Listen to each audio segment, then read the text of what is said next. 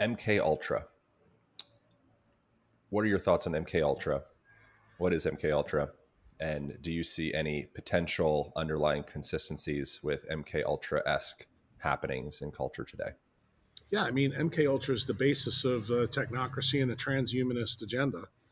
But how it's morphed, you have to understand how it started and how it morphed. That story to me is a really incredibly fun story because a lot of people don't know about it. They don't know about the story of Bugsy, the the old outlaw from the Jewish gangs in I guess United States history, probably 100 years ago now, and how he linked up with Meyer Lansky, who is probably the first true hedge fund manager of organized crime, and how one of their compatriots, Bo Dalitz, um, was the third iteration of those guys. You went from hardcore criminal to basically um, illegal money laundering bank man to respectable businessman, and that's actually how we got Las Vegas. And these guys were so successful in what they did, the CIA sent people out to figure out what the hell they were doing to print money at record rates because the CIA and FBI knew what these guys were doing.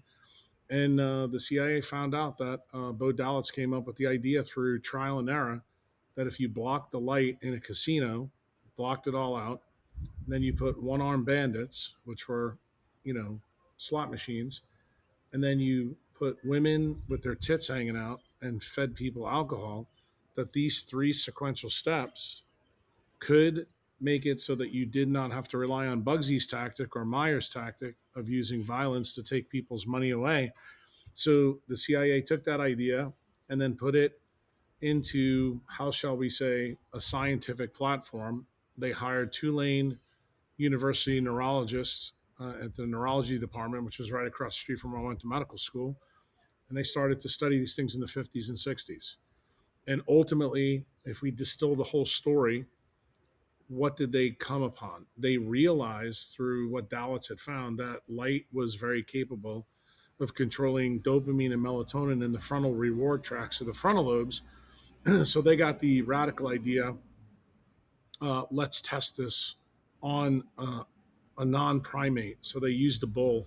They hired a guy named Carlos Delgado. He planted wires into a bull's head, used a matador. They used an on off switch. They were successful at wires to stop the bulls charging. Then they said, okay, let's go to the next level and let's try to do this wirelessly. They were successful again.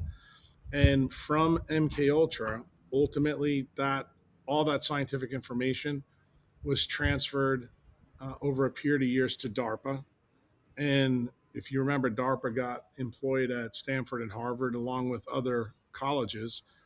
And it was through blue light technology through the screen of how they decided to use this. And they actually transferred many of the patents to Google and Meta over a period of time, which is now brings us to the mid 90s.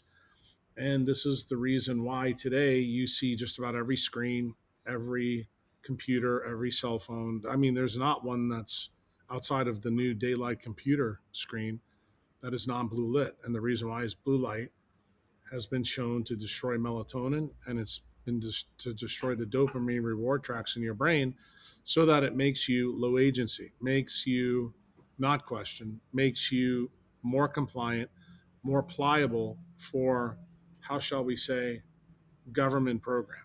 In other words, you'll never understand how food and exercise really isn't the answer. You'll never understand how putting your kid in a public school in California is actually indoctrination and not education.